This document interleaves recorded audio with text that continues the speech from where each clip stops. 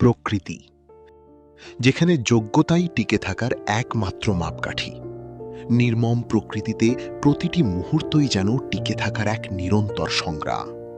এখানে দুর্বলদের জন্য খুব কমই সুযোগ থাকে, আর সামান্য একটি ভুলও ডেকে আনতে পারে মৃত্যু। এই কঠিন পৃথিবীতে প্রাণীরা নিজেদের রক্ষা করতে এবং খাদ্যের সন্ধান পেতে নানা ধরনের কৌশল বিকাশ করেছে।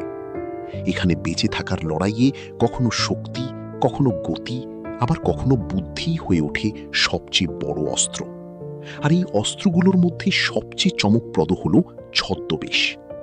প্রকৃতির অসংখ্য প্রাণী এমনভাবে নিজেদের আড়াল করতে পারে যে চোখের সামনে থাকলেও তাদের খুঁজে পাওয়া কঠিন হয়ে পড়ে। কল্পনা করুন, আপনি জঙ্গলের মধ্যে হাঁটছেন।